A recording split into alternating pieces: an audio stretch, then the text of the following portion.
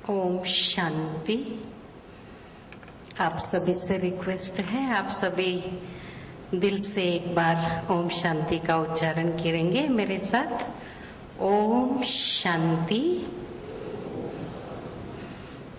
ओम शांति।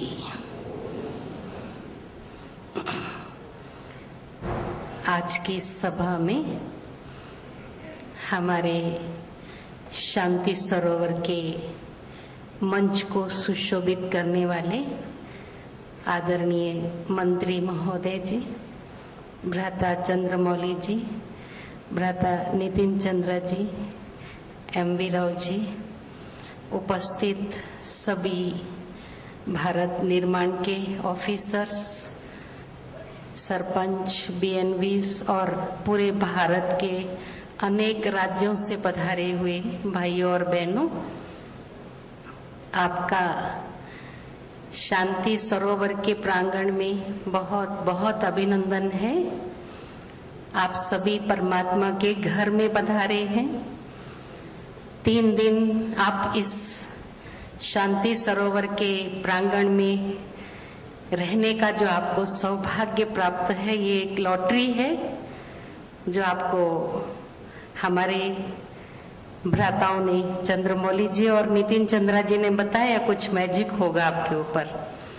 ऐसा कुछ मैजिक नहीं है, लेकिन आप सब इस मैजिक को अनुभव कर रहे होंगे, क्योंकि यहाँ रात दिन जो भी हमारे राजयोगी भाई बहने हैं, राजयोग के अभ्यास से ऐसा सुंदर वातावरण, शांतिमय वातावरण बनाया है, जिसमें आते ही बाहर से जो अशांत और दुखी होकर के आते हैं, शांति का अनुभव करते हैं। यही जादू है। और आज की दुनिया में सभी परिवर्तन भी चाहते हैं।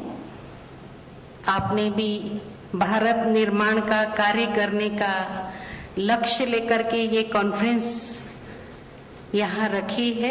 आप सबको खुशखबरी सुनाते हैं। केवल भारत का ही निर्माण नहीं, परमात्मा तो विश्व का नव निर्माण करने के लिए आए हुए हैं। पिछले 75 वर्षों से परमात्मा प्रजापिता ब्रह्मा कुमारी ईश्वरीय विश्वविद्यालय के माध्यम से इस सारे विश्व का परिवर्तन ईश्वरीय ज्ञान और सहज राजयोग के द्वारा कर रहे हैं। आपका ये कार्यक्रम का भी रूपरेखा कैसे बनी है वो आपको चंद्रमौली जी ने बताया ही है, कि हमारी बहनें आपके पास आकर जो शिक्षण देती हैं, राजयोग अभ्यास कराते हैं, जिनसे अनेक आत्माओं के अंदर परिवर्तन हुआ, जिसके परिणाम स्वरूप आप सभी यहाँ आए हैं। क्योंकि हम सब चाहते हैं कि ये दुनिया में कुछ बदलाव आना चाहिए, और भारत के लोग वैसे भी बहुत सौभाग्यशाली हैं, हम भारतवासी, क्योंकि हमारे भारत को सबसे महान इसीलिए माना जाता है, मेरा भारत महान, क्योंकि इस भारत की महान भूमि पर भगवान का अवतरण होता है। और आप सबको ये जानकर आश्चर्य होगा कि हम सबको मालूम भी नहीं है, लेकिन वो जानकारी देने के लिए आप सबको यहाँ पर शायद भगवान ने बुलाया है, कि 75 वर्ष पूर्व परमात्मा का अवतरण इस भारत भूमि पर हो चुका है। और क्योंकि भगवान ने गीता में भी कहा है, मैं अति साधारण रूप में आता हूँ, इसलिए कोटों में कोई में भी कोई आत्माएं मुझे पहचान पाएंगी। तो परमात्मा अवतरित होकर के इस सारे विश्व का परिवर्तन और विशेष भारत को स्वर्णिम भारत बनाने का, या पुनः इस भारत को सतयुगी दुनिया में परिवर्तन करने का कार्य कर रहे हैं, जिसमें हर नर और नारी देवी देवता के स्वरूप में होंगे। हम आज भी देवी देवताओं की पूजा करते हैं, लेकिन हम देवता शब्द को भी समझते नहीं। देवता माना क्या? हम लोग सोचते हैं जिनके सिर पर ताज है, या एक हाथ ऐसा है, एक हाथ ऐसा है, एक हाथ से आशीर्वाद देते हैं, एक हाथ से धन देते हैं, वो देवता है। लेकिन वास्तव में परमात्मा कहते हैं देवता वो है जो मन से, वचन से, कर्म से सबको देता है। जो देता है वो देवता है। आज की दुनिया में देवता के बजाय लेवता ज्यादा हो गए। आज हम सदा मांगते रहते, भगवान से भी मांगते हैं, इंसानों से भी मांगते, मुझे ये चाहिए, ये चाहिए, ये दे दो, वो दे दो। आप अपने जीवन में भी देखिए कि देने में ज्यादा खुशी मिलती है या लेने में। आप सब अपने आप से प्रश्न कीजिए और उत्तर भी दीजिए कि देने वाला खुश रहता है या लेने वाला। जो समझते देने वाला खुश रहता है वो हाथ खड़ा करे, और जो ये समझते लेने में बहुत खुशी होती वो हाथ खड़ा करे। तो सभी यही मानते हैं कि देने वाले को बहुत खुशी होती है। जो दान देता है वो अपने को बहुत गौरवशाली अनुभव करता है कि आज मैं कुछ दे सका, भगवान ने वो सामर्थ्य मुझे दिया। और जो लेता है उसके अंदर एक हीन भावना होती है कि भगवान मेरे पास कुछ भी नहीं सामर्थ्य, आज मुझे लेना पड़ रहा है किसी की मदद, चाहे तन से या मन से या धन से। तो पुनः परमात्मा हमें कहते हैं कि देना माना आपको कोई धन बांटना है वही जरूरी नहीं है।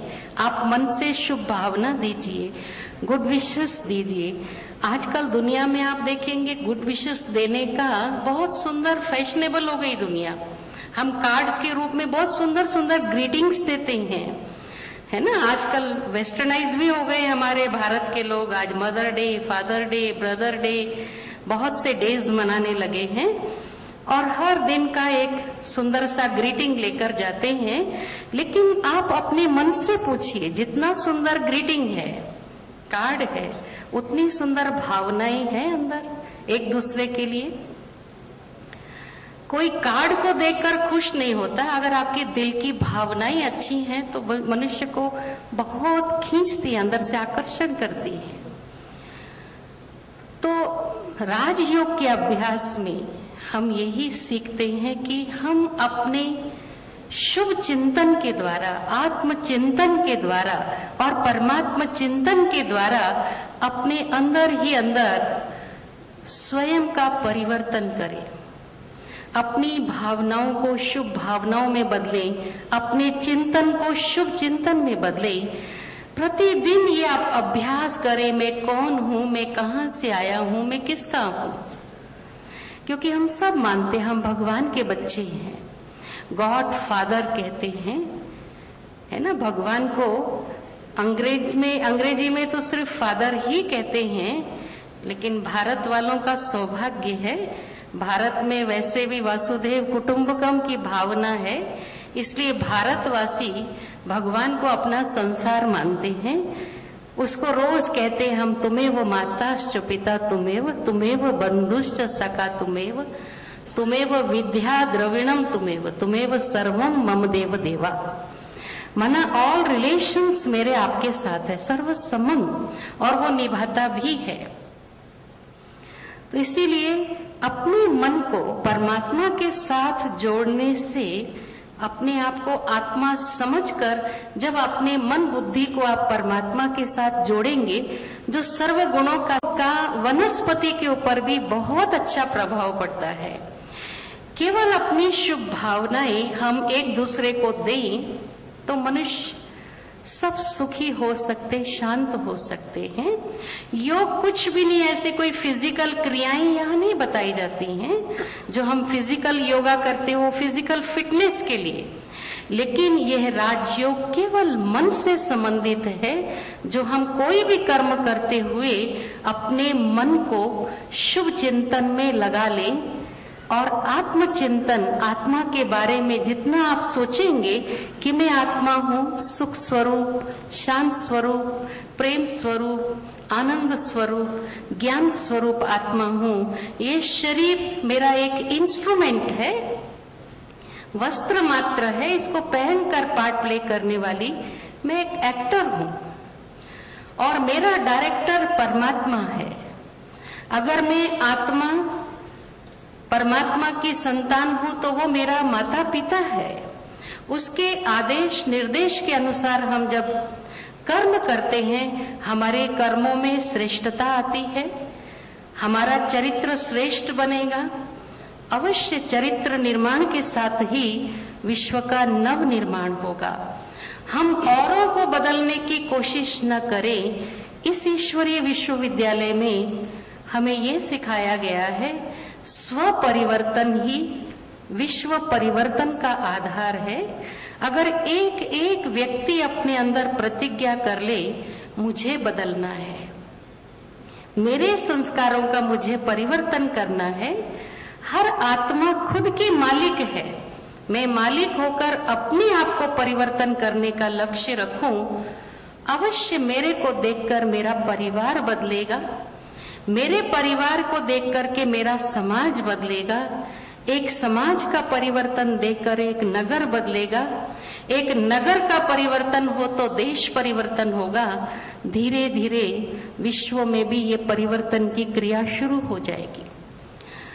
तो कोई बहुत चिंता का विषय नहीं है कि ये विश्व नहीं बदलेगा। देखिए, इसमें गिराने के निमित्त भी हम सब हैं, इस विश्व को खराब करने के निमित्त हम सब हैं, हम सब जिम्मेवार हैं। अगर हम सब जिम्मेवारी ले लें, अब इस समाज को बेहतर बनाने की जिम्मेवारी भी मुझ पर है, मेरे पर है, मैं जिम्मेवार आत्मा हूँ। तो हर एक ये जिम्मेवारी अपने ऊपर आज ले लेंगे कि मुझे बदलना है, मेरा परिवर्तन ही विश्व परिवर्तन का आधार बनेगा। अवश्य आप सब विश्व परिवर्तक बनकर जाएंगे, विश्व नव निर्माण के कार्य के निमित्त आधार मूर्त बनकर के जाएंगे।